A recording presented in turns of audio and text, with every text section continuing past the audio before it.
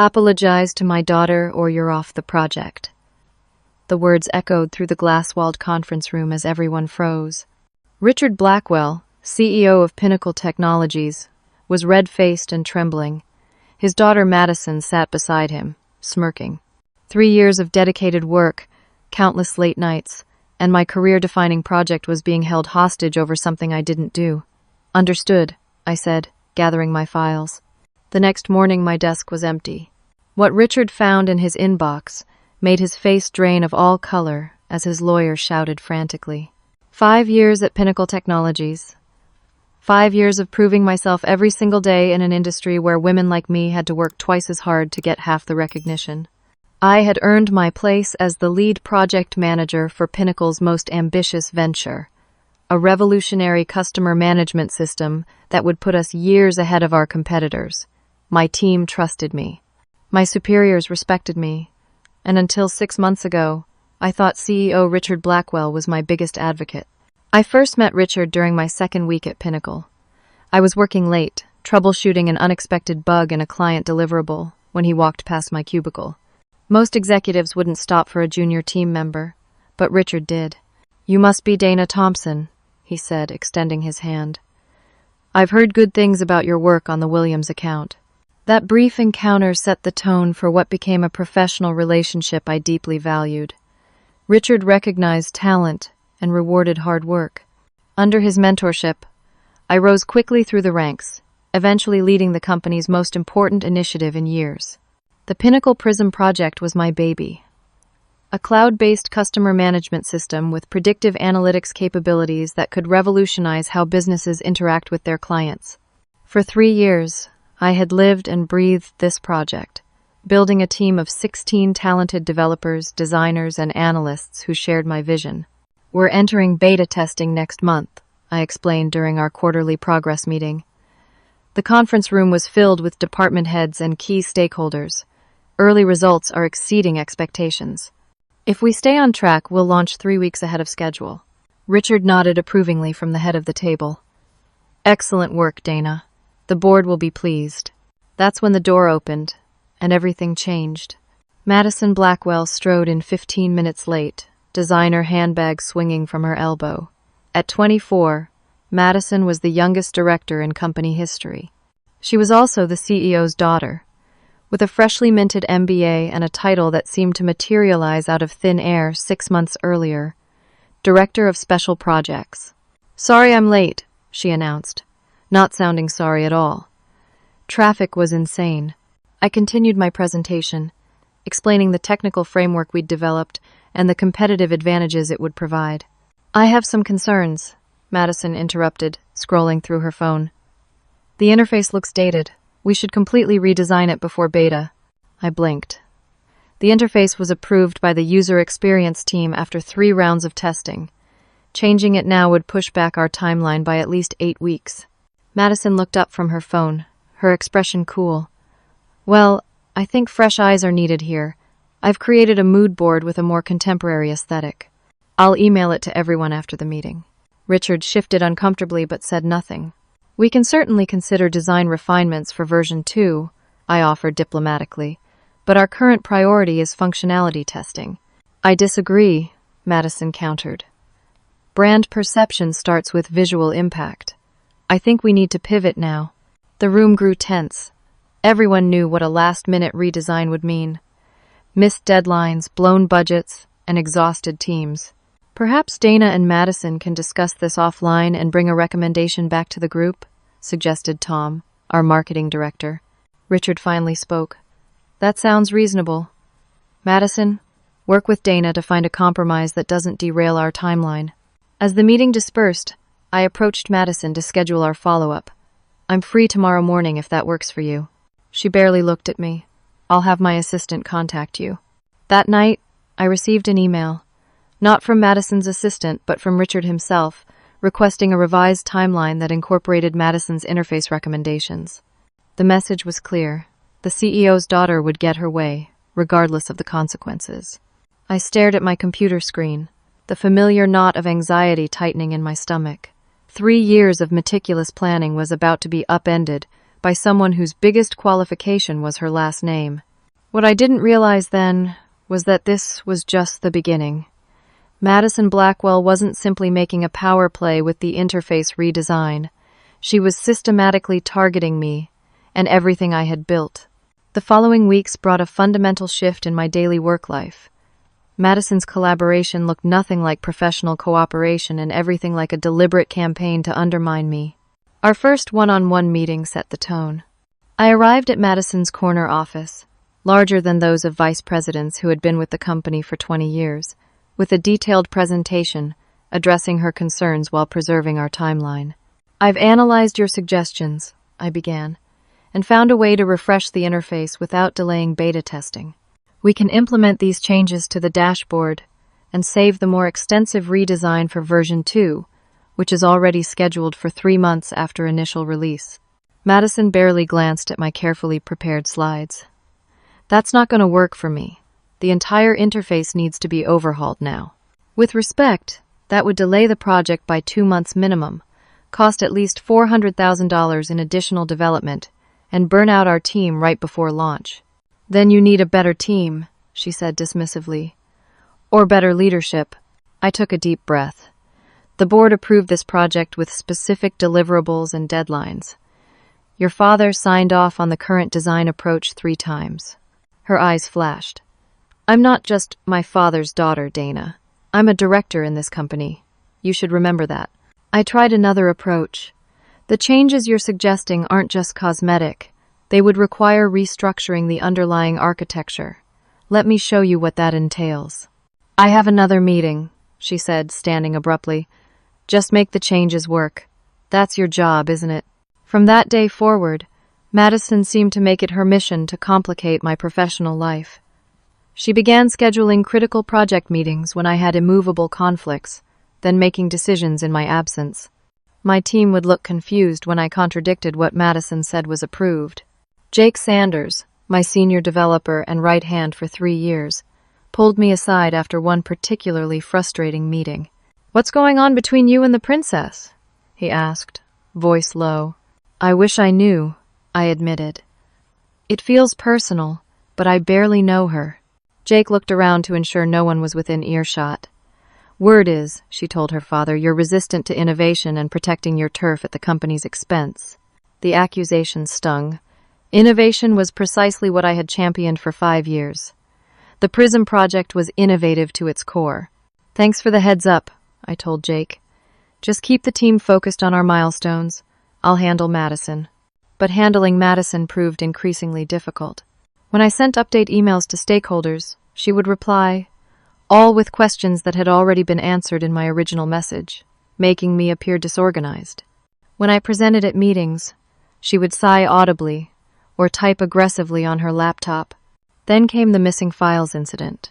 Our team stored project documentation on a secure server with version control. One morning, I discovered that several critical specification documents were missing. The system logs showed they had been deleted the previous evening. Our IT department restored the files from backup, but we lost a day of work. The system administrator confirmed the deletions came from a user logged in with my credentials, but I had been at dinner with friends when it happened. When I raised the issue with our IT security team, they seemed reluctant to investigate further.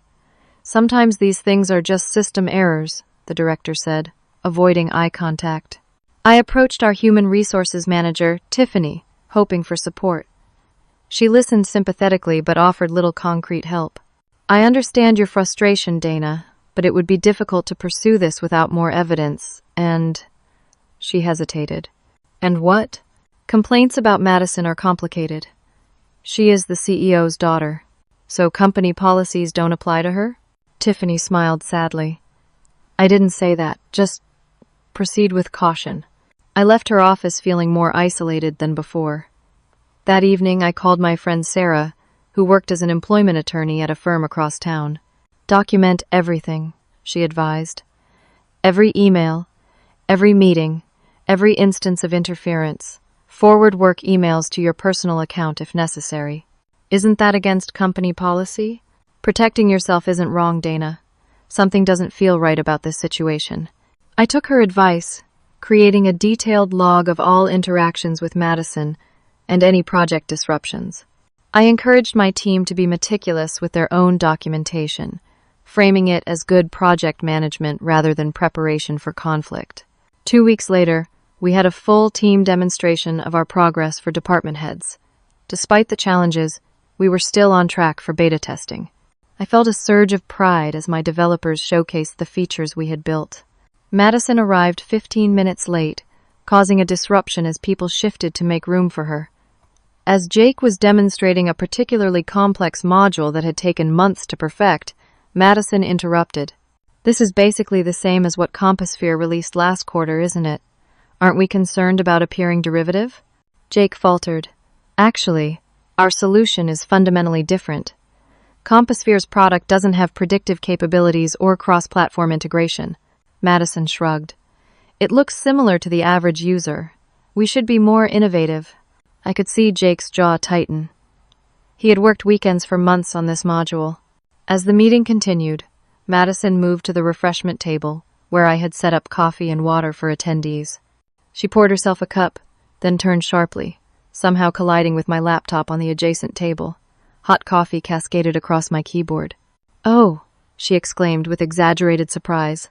"I'm so sorry." But her eyes told a different story. My screen went black as liquid seeped into the components. That laptop contained recent updates I hadn't yet pushed to our shared repository. We had a cloud backup from the previous day, but I would lose all of yesterday's work. "These things happen," Madison said loudly as others turned to look. "This is why we should always back up our work regularly. Right, Dana?" I forced a neutral expression. "Yes, regular backups are important." As I dabbed ineffectually at my ruined computer, Madison added, "If you were more organized, this wouldn't be such a problem." The room fell silent. Her comment crossed a line, and everyone knew it. That night, I updated my incident log and forwarded it to my personal email. Something told me I would need it sooner rather than later. 2 weeks after the coffee incident, Madison was scheduled to present our project's progress to the board of directors. As project lead, I prepared a comprehensive briefing document with the latest metrics, milestones, and challenges. "Here's everything you'll need for the board presentation," I explained, walking Madison through the data. "The key points are on page 3. Make sure to emphasize our 97% completion rate on core functionalities and the positive results from preliminary user testing." Madison barely glanced at the document. "I know how to give a presentation, Dana." "Of course. I just want to ensure the board has the most current information. These numbers supersede last week's report." "Fine," she said dismissively, dropping the folder into her bag. The morning of the board meeting, I received no invitation to attend. This was unusual. Project leads typically joined for relevant portions of these meetings. When I asked Richard's executive assistant about the oversight, she seemed uncomfortable. "Madison specifically requested to handle the presentation alone," she admitted. She said it would be more streamlined. That afternoon, I worked with my team on database optimization when Jake received a text from his friend in IT who was setting up the boardroom technology. "The presentation is going badly," he whispered to me. "Madison is getting grilled about discrepancies in the data." My stomach sank. Had she used outdated information despite my warnings? Sure enough, an hour later, my phone rang. It was Richard's assistant, her voice tense. "Mr. Blackwell would like to see you in his office immediately." When I arrived, Richard was standing behind his desk, his expression thunderous. Madison sat in a chair by the window, her eyes red as though she'd been crying. "Sit down, Dana," Richard said coldly. I took a seat, my heart pounding. "Would you care to explain why the data Madison presented to the board today contradicted the quarterly report I received last week?" I provided Madison with updated figures yesterday, specifically for this presentation, I said carefully. "The numbers change daily as we progress. I emphasized that these new metrics superseded previous reports." Madison made a sound of disbelief. "That is absolutely not true. You gave me incomplete data that made me look unprepared and uninformed in front of the entire board." I turned to her, stunned by the blatant lie. "I walked you through the complete briefing document yesterday morning. You have it in your bag." "I never received current figures," Madison insisted. "You've been threatened by me since day one, and now you've deliberately sabotaged me. That's ridiculous, I protested, turning back to Richard. I would never compromise our project that way. Richard's expression was granite. Madison was humiliated today. Board members were questioning our project management competence and, by extension, my judgment in leadership appointments. I understand that's frustrating, but I provided complete, accurate information. If it wasn't presented correctly, that wasn't my doing. Richard reached for his computer mouse, clicked a few times, and turned the screen toward me. Then how do you explain these emails? I leaned forward to see several messages from my company account. In one, I had apparently written to a colleague, "Madison is in over her head. Her father's nepotism is going to tank this company." In another, "Might be easier to let her crash and burn with the board than keep trying to educate her." I felt the blood drain from my face. I never wrote those messages. Richard's expression hardened further. "They came from your account, Dana. Then someone accessed my account without authorization. I would never write something like that." Even as I said it, I could see he didn't believe me. "We monitored your communications after Madison raised concerns about your attitude," Richard continued. "These messages confirm her suspicions that you've been working against her." My mind raced. Someone had fabricated evidence against me, and the most likely culprit was sitting right in this room. "Richard, I've been with Pinnacle for 5 years. I've led this project from concept to near completion. Why would I sabotage it now?" "Jealousy, perhaps," Madison interjected. "You've been the golden child around here until I arrived." I struggled to maintain my composure. "I've never given you any reason to think I resent your position here. I've tried repeatedly to collaborate professionally." Richard held up his hand. "Enough. Here's what's going to happen, Dana. You will publicly apologize to Madison at tomorrow morning's team meeting for your unprofessional behavior and for providing misleading information that compromised her board presentation." "But I didn't do that," I protested. "The evidence suggests otherwise," he replied coldly. "Either you apologize and commit to proper collaboration going forward, or you're off the PRISM project." The ultimatum hung in the air between us. 3 years of my life, my professional reputation, my career trajectory at Pinnacle, all of it hinged on admitting to something I hadn't done. "You have 24 hours to prepare your apology," Richard continued. "I expect it to be sincere and comprehensive. The meeting is scheduled for 9 o'clock tomorrow morning. And if I refuse, then you'll be removed from the project effective immediately and will need to reevaluate your future with Pinnacle Technologies." I stood, my legs feeling unsteady beneath me. "Is there anything else?" Madison spoke up. "I really hope you make the right decision, Dana. The team needs stability right now, not more drama." The hypocrisy was breathtaking. I nodded stiffly and left the office, feeling as though I'd entered an alternate reality where up was down and wrong was right. As I walked back to my desk, my phone buzzed with a text from Sarah. "Still on for dinner tonight?" My lawyer friend. Perhaps the universe was throwing me a lifeline after all. "Absolutely," I replied, "and I have a lot to discuss." "They can't do this," Sarah declared, setting down her wineglass with enough force that the red liquid nearly sloshed over the rim. We were sitting in a corner booth at Romano's, a quiet Italian restaurant 20 minutes from the Pinnacle office.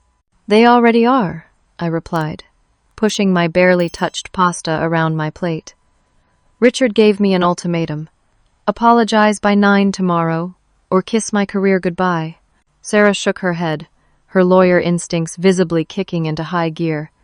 "Let me get this straight. The CEO monitored your private communications without your knowledge or consent, which is a violation of your reasonable expectation of privacy in the workplace.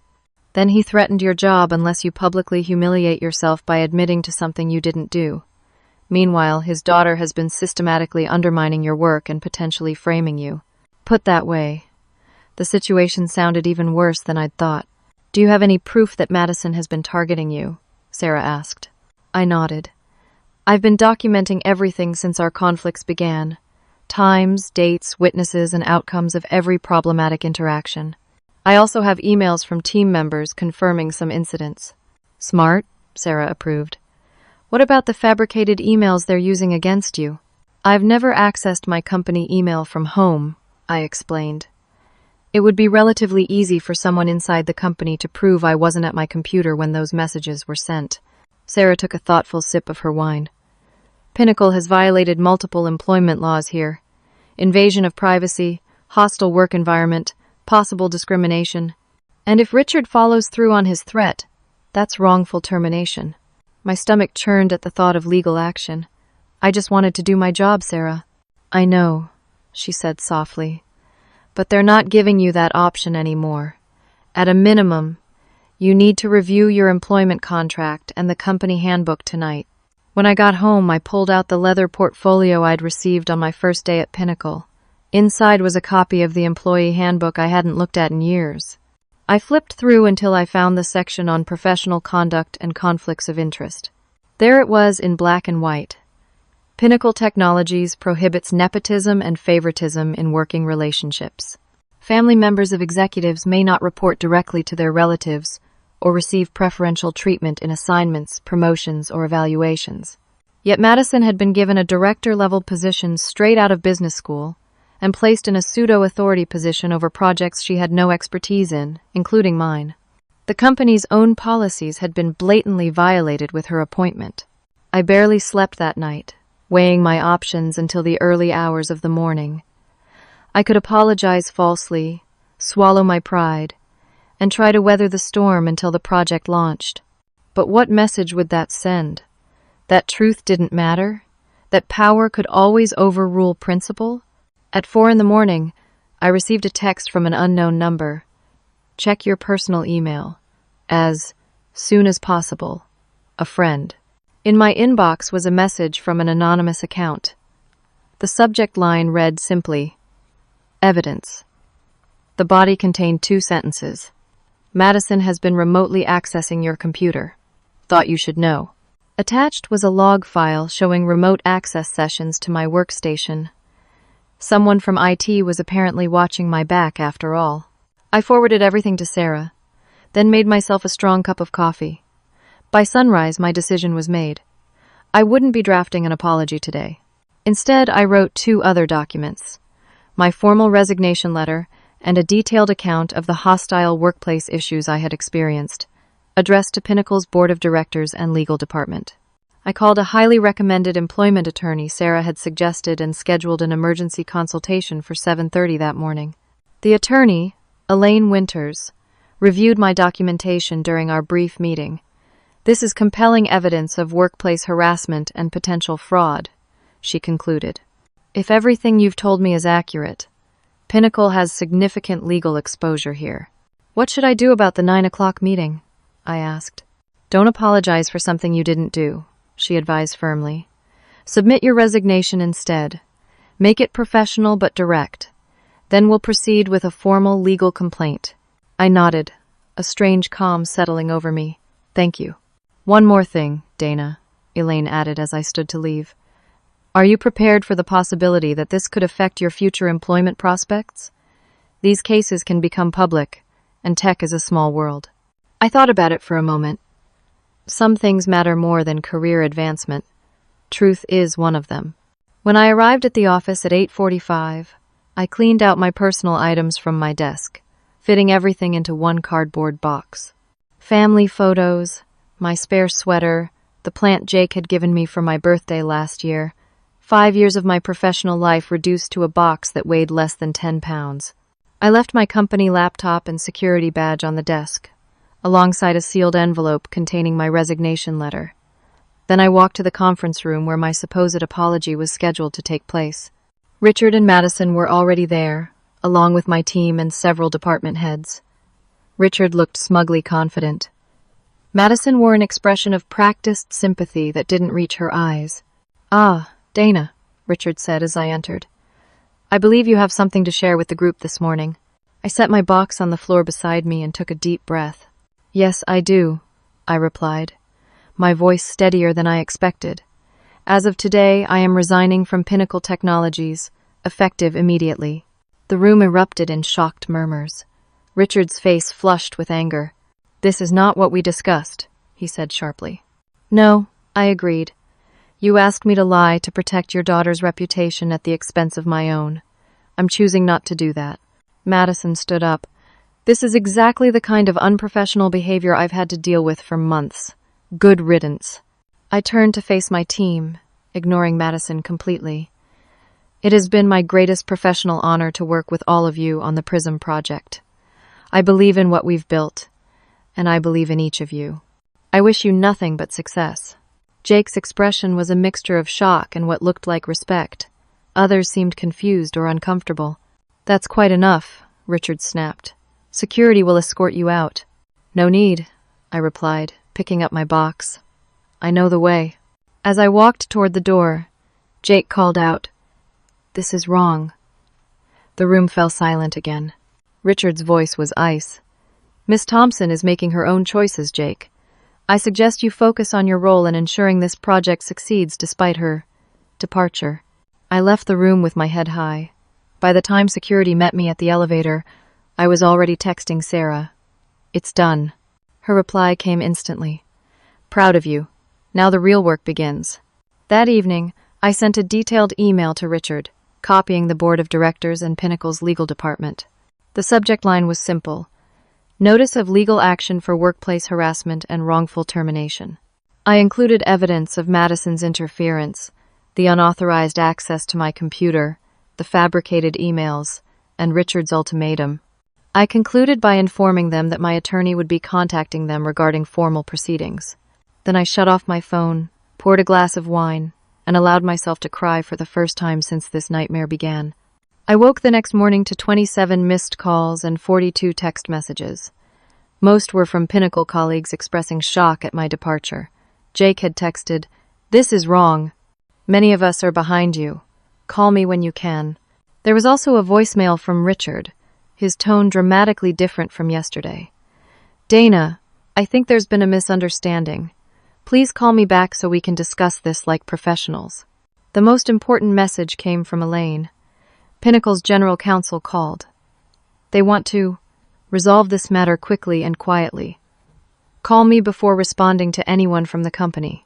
I spent the morning with Elaine, reviewing our strategy. They're worried, she confirmed after finishing her call with Pinnacle's lawyers. Your evidence is compelling, and they know it. The board is asking questions about Madison's role and Richard's handling of the situation. What do they want? I asked. They've offered a settlement. 6 months' salary and benefits if you sign an NDA and drop all claims. I laughed without humor. 6 months? After what they did? It's just an opening offer, Elaine assured me. I told them it was insultingly low, but it confirms they're concerned about exposure. Over the next 2 days, my personal inbox filled with messages from former teammates. Several shared their own stories of difficulties with Madison, offering to provide statements if needed. The picture that emerged was clear. I hadn't been Madison's only target, just her most prominent one. On Thursday afternoon, my phone rang with an unknown number. Is this Dana Thompson? A woman's voice asked when I answered. Yes. Who's calling? My name is Amanda Chen, VP of Operations at Horizon Solutions. I understand you recently left Pinnacle Technologies. I'd love to discuss an opportunity with you, if you're open to conversation. I nearly dropped the phone. Horizon was Pinnacle's most respected competitor, known for their innovative approach and healthy company culture. I'm definitely open to conversation, I replied, trying to sound calmer than I felt. Wonderful. Are you available for lunch tomorrow? There's someone I'd like you to meet. The next day, I found myself sitting across from Amanda and Horizon's CEO, David Weathers, at an upscale restaurant downtown. We've had our eye on your work for some time, David explained after pleasantries were exchanged.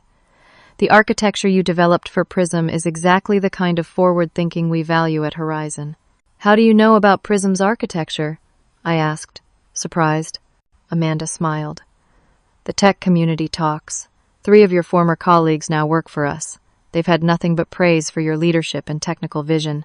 I appreciate that, I said cautiously, but I should be transparent. I'm currently in a legal dispute with Pinnacle. That might complicate matters. David nodded. We're aware of the situation. In fact, it's part of why we reached out now rather than waiting. We value integrity at Horizon, Dana. Standing up for yourself in the face of pressure speaks to your character.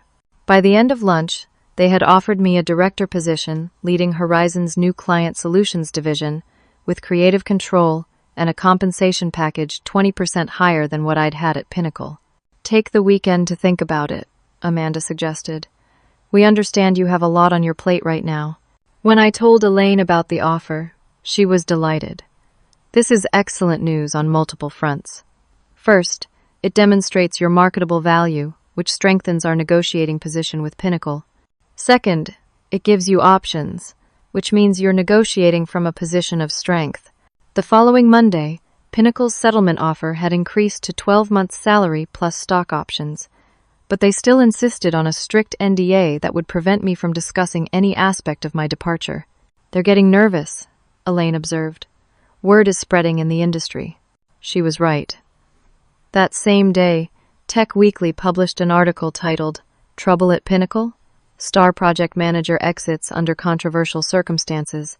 The piece didn't name me directly, but quoted sources familiar with the situation describing conflicts between experienced staff and recent executive-level appointments. By Wednesday, Pinnacle's board had called an emergency meeting to discuss the situation. One of my former colleagues who was required to attend texted me afterward, board members asking a lot of questions about Madison's qualifications and role. Richard looks terrible. That evening, Richard called me directly, despite Elaine's instructions that all communication should go through legal channels. "Dana, this has gotten out of hand," he began without preamble. "I'm not supposed to be speaking with you, Richard. My attorney." "Just listen," he interrupted. "I want to make this right. Whatever it takes, name your price to come back." I was momentarily speechless. This isn't about money. Then what is it about? Tell me what you want. "Accountability," I said, finally. "Recognition of what actually happened. No cover-ups, no NDAs, no pretending that systematic harassment is just a misunderstanding." There was a long pause. "You're asking me to throw my daughter under the bus." "I'm asking you to acknowledge the truth, whatever that means for all parties involved, including Madison." "I'll need to think about this," he said, then hung up. The next day, Elaine called with news. Pinnacle's board has stepped in. They're proposing a different resolution approach. No NDA, a public statement acknowledging your contributions and expressing regret for your departure, and a much more substantial settlement. And Richard? The board has concerns about his handling of the situation. They're suggesting he take a temporary leave of absence while they conduct an internal review. And Madison? Being reassigned to a position with appropriate supervision and developmental opportunities, which is corporate speak, for no more running around unsupervised causing problems. I considered this. It's a start. By Friday, I had accepted the settlement from Pinnacle and the position at Horizon. The board statement was released that afternoon, thanking me for my significant contributions and expressing sincere regret over my departure. Richard's temporary leave was announced simultaneously. As I packed up my apartment that weekend, preparing for a fresh start, Jake called. "The office is chaos," he reported. "Richard's gone, Madison's been moved to a cubicle in marketing, and our project is struggling without you." "I'm sorry to hear that," I said honestly. "The team is talented. You'll figure it out." "Maybe," he sighed. "Several people are updating their resumes, including me. Any openings at your new place?" I smiled. "I might have some budget for exceptional talent. Send me your resume." "Already in your inbox," he replied. Monday morning, I walked into Horizon Solutions for my first day as Director of Client Solutions. Amanda greeted me with a warm handshake and a company ID badge. "Ready to build something amazing?" she asked. For the first time in months, I felt a genuine sense of excitement about the future. Absolutely. 6 months passed in what felt like the blink of an eye. My transition to Horizon Solutions had been smoother than I could have hoped. David and Amanda proved to be the kind of leaders I had once believed Richard Blackwell to be: supportive, ethical, and genuinely invested in creating both excellent products and a healthy workplace culture. I had brought 4 key members of my former team with me, including Jake. Together, we were developing Horizon's answer to Prism, a platform we called Clarity. The name was my idea, a subtle nod to seeing through deception and valuing transparency. Industry publications had covered my move to Horizon and the subsequent executive restructuring at Pinnacle. Most stories focused on the professional aspects, but tech insiders connected the dots. My LinkedIn profile had exploded with connection requests, many accompanied by messages of support from women who had faced similar situations. One Tuesday morning, Amanda stopped by my office. "Have you seen the latest issue of Tech Forum?" she asked, dropping the magazine on my desk. The cover story was titled, "Pinnacle's Stumble: How Nepotism and Mismanagement Delayed Their Most Anticipated Release." The article detailed how the PRISM project, now 6 months behind schedule, had suffered from leadership turmoil and questionable decision-making at the executive level. "Looks like your departure had quite an impact," Amanda remarked. I skimmed the article, feeling a complex mixture of vindication and regret. I had loved that project and still cared about its success. "Their problems aren't just about me leaving," I noted. "It's what happens when decisions are made based on relationships rather than competence." Amanda nodded. "Speaking of competence, how's Clarity coming along?" "The executive team is excited about your progress report scheduled for Friday." "We're ahead of schedule," I replied with pride. "Jake's team has completed the integration framework 2 weeks early, and user testing on the prototype dashboard has been overwhelmingly positive." "That's what I like to hear," she said, heading for the door. "Oh, and don't forget about the industry conference next week. David wants you to represent Horizon on the innovation panel." The Midwest Technology Leadership Conference was the premier gathering of tech executives and innovators in our region. Being asked to speak on a panel my first year at Horizon was both an honor and a nerve-wracking prospect. When I arrived at the downtown convention center the following week, the place was buzzing with activity. Booths from every major tech company lined the exhibition hall, including prominent displays from both Horizon and Pinnacle. I was reviewing my panel notes in the speaker's lounge when a familiar voice made me freeze. "Dana Thompson. I thought I might see you here." I turned to find Richard Blackwell standing a few feet away, looking noticeably different from when I'd last seen him. The confident, commanding CEO had been replaced by someone who appeared older, more subdued. His designer suit hung a bit loosely on his frame, and the trademark Blackwell swagger was gone. "Richard," I acknowledged, keeping my tone neutral. "I didn't expect to see you here." "I'm not on the official program," he admitted, "just checking in on industry developments during my sabbatical." An uncomfortable silence stretched between us. "How's Madison?" I asked finally, more out of politeness than genuine interest. Something flickered across Richard's face, regret perhaps, or resignation. "She's learning," he said quietly. "The hard way, unfortunately, but learning nonetheless." I nodded, unsure how to respond. "Dana," Richard continued, his voice dropping, "I owe you an apology, a real one, not a corporate statement crafted by lawyers." I set down my notes, giving him my full attention.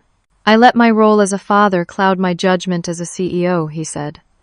"I wanted so badly for Madison to succeed that I ignored the damage she was causing. Not just to you, but to the company I spent 20 years building." "Thank you for saying that," I replied carefully. "The board has asked me to step down permanently," he continued. "The announcement goes out next week." "I'm sorry to hear that," I said, and was surprised to realize I meant it. Richard shook his head. "Don't be. It's the right decision. I've been spending my leave working with a family business counselor. Madison and I both have some growing to do." "What will you do next?" I asked. "Focus on being a father rather than a boss," he replied. "Madison needs guidance, not authority." I missed that distinction for too long. Before I could respond, my phone buzzed with a text from Jake. "You need to see this. Pinnacle booth. Now." I excused myself from Richard, curiosity overriding any lingering discomfort from our conversation. I found Jake standing near the Pinnacle exhibition booth, watching their main presentation screen with an expression of disbelief. "What am I looking at?" I asked as I reached him. "That," he said, pointing, "is PRISM. Or what's left of it after they finally gave up on Madison's vision and went back to your original architecture. They're just calling it something different now." I studied the demonstration video playing on loop. Jake was right beneath a new name and slightly altered interface, This was unmistakably the system I had designed. "Who's leading the project now?" I asked. "That's the real news," Jake replied. "They've brought in Alexis Ward from Oracle to salvage what they can. And she's been asking around about you specifically. Apparently, she tried to get access to your original documentation." Alexis Ward was a legend in our industry, known for turning around troubled projects. Her involvement signaled just how desperate Pinnacle had become. As if summoned by our conversation, a tall woman in a sharp blazer approached us. "Dana Thompson?" she asked, extending her hand. "Alexis Ward. I've been hoping to meet you."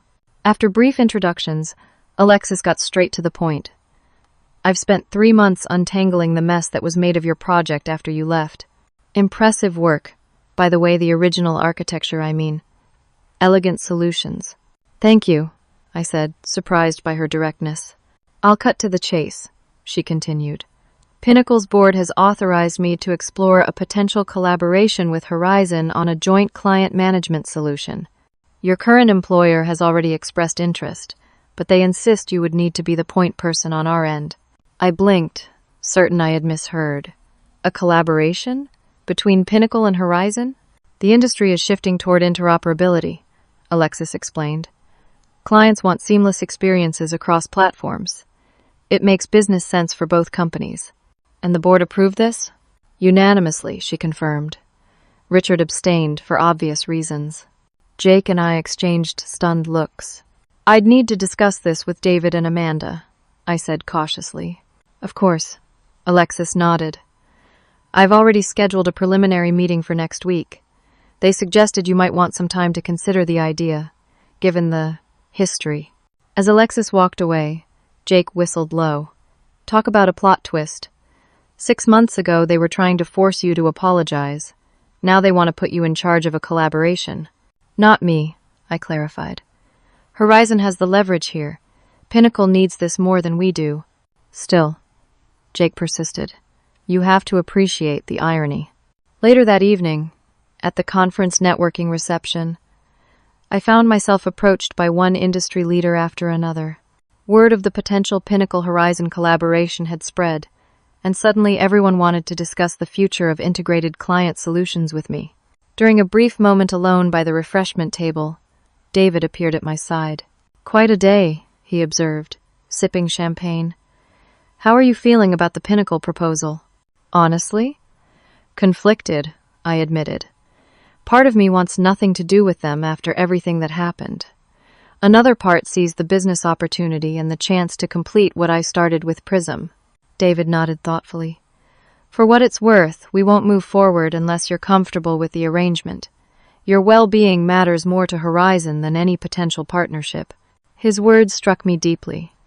This was the kind of leadership I had always valued, principled, empathetic, and smart. "I appreciate that," I said sincerely. "Let me sleep on it." As I prepared to leave, I spotted Richard again, standing alone near the exit. On impulse, I walked over to him. "I heard about the collaboration proposal," I said. He nodded. "It wasn't my idea, but I support it. It's good business for both companies." "And Madison?" Richard's expression softened slightly. "She's enrolled in a tech leadership program with actual performance metrics and mentorship. No shortcuts this time. She's struggling, but in the way people need to struggle to grow." "That's good to hear." He hesitated, then added, "The board told me about your condition for the collaboration." I raised an eyebrow. "My condition?" "That you would have control of the project from Horizon's side. That you wouldn't work with me or Madison directly." This was news to me, but I didn't correct him. Someone at Horizon had apparently established boundaries on my behalf. "It's a reasonable request after what happened," Richard acknowledged. "I just want you to know that I understand why, and I respect the decision." As I drove home that night, my mind raced with possibilities. The collaboration would be challenging, politically complex, and potentially rewarding. More importantly, it represented a form of vindication I had never expected Pinnacle essentially admitting they needed the expertise they had once discarded. My phone rang as I pulled into my driveway. It was Amanda. "Sorry for the late call," she began, But I wanted to check in about today's developments. I know the Pinnacle situation must be bringing up a lot for you. It's definitely unexpected, I replied. I'm still processing. Take all the time you need, she assured me. This partnership only works if you're fully on board. And if you decide it's not right for you, we have plenty of other exciting projects in the pipeline. Thank you, Amanda. That means a lot. After we hung up, I sat in my car for a few minutes, reflecting on the remarkable turn of events. 6 months ago, I had been forced out of a company I had helped build.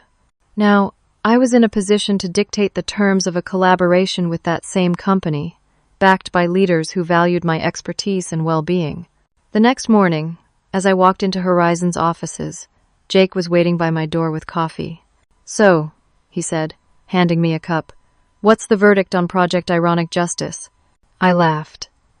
Is that what you're calling it? Just trying it out. We could also go with Operation Full Circle or The Pinnacle Redemption. I unlocked my office door, smiling despite myself. I'm leaning toward yes, actually. Jake's eyebrows shot up. Really? After everything they put you through?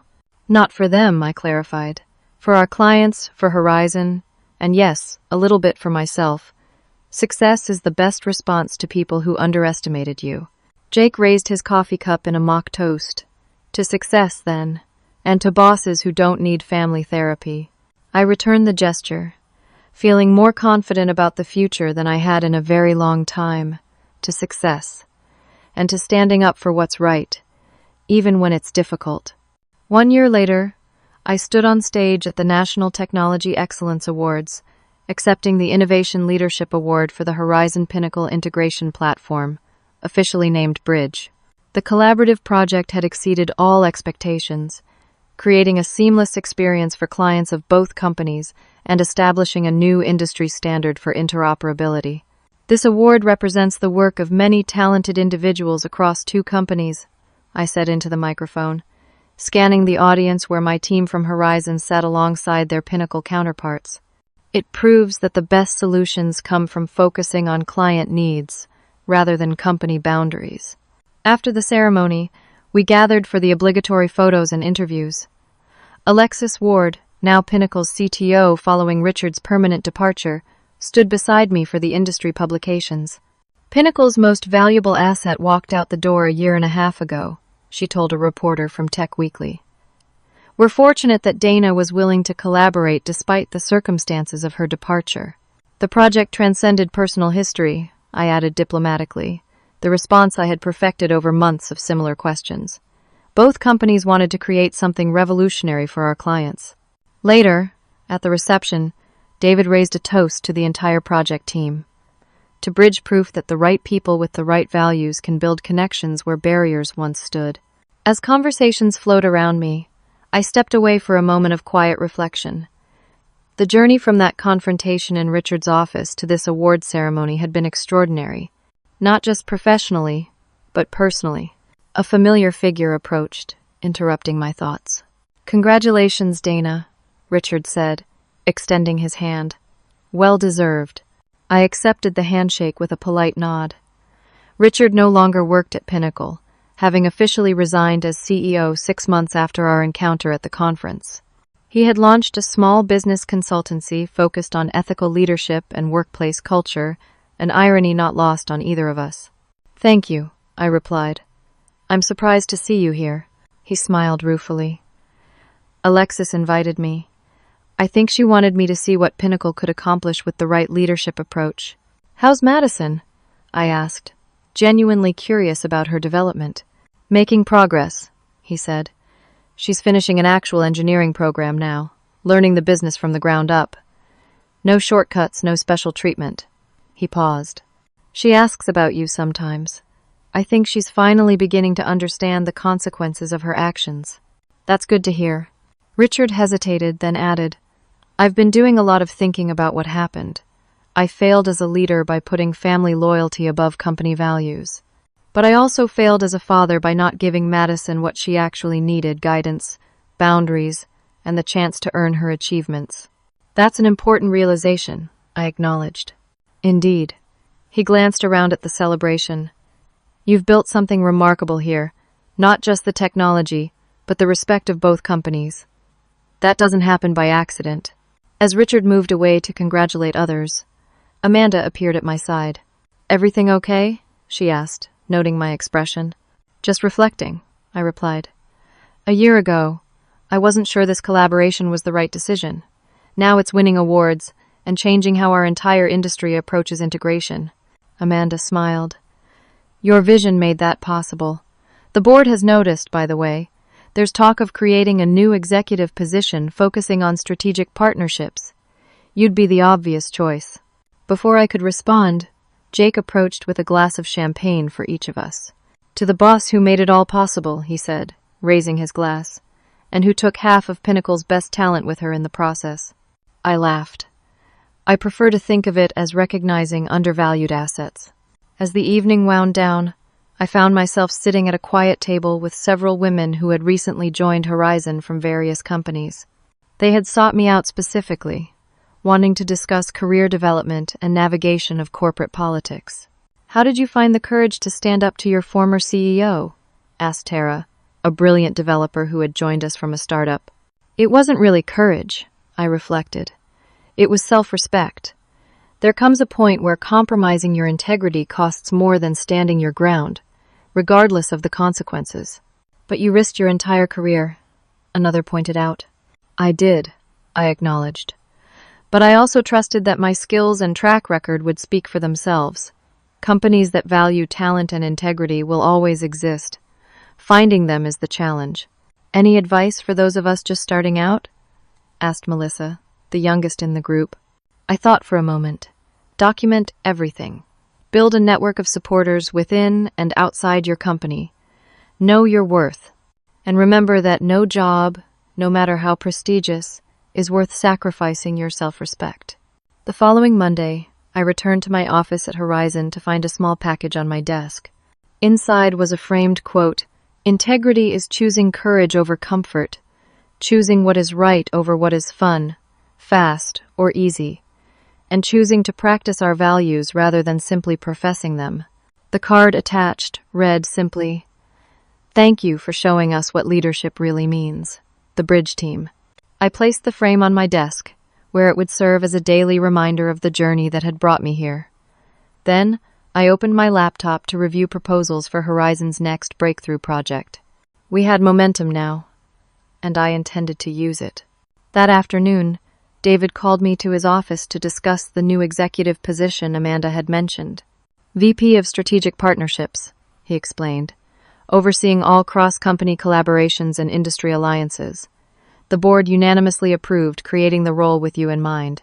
"I'm honored," I said, genuinely moved by their confidence. "You've earned it," David replied, "not just through the success of Bridge, but through how you've handled everything that came before. Character reveals itself during difficult times, Dana. Yours has been exemplary." As I walked back to my office, I reflected on the extraordinary 18 months since that confrontation in Richard's office.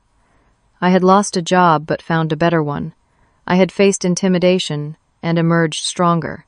Most importantly, I had stayed true to my principles when it would have been easier to compromise. My phone buzzed with a text from Sarah. "Saw the award news. Dinner to celebrate this weekend?" "Absolutely," I replied. "Lots to celebrate." Looking around at the thriving, positive environment at Horizon, I felt a deep sense of gratitude. Not for what had happened at Pinnacle that had been genuinely painful and unfair, but for what those challenges had revealed about my own resilience and values. Standing up for yourself isn't always easy. It can be frightening, isolating, and uncertain. But sometimes, it's the only path to creating the life and career you truly deserve. Sometimes, the hardest choices lead to the most rewarding outcomes. And sometimes, leaving a toxic situation is the first step toward finding where you truly belong. Have you ever had to stand up for yourself in a professional setting? What gave you the courage to take that stand? Please share your experiences in the comments below. And don't forget to like, subscribe, and share this story with someone who might need encouragement to advocate for themselves. Thank you for listening, and remember that your worth isn't determined by how others treat you, but by how you respond when faced with injustice.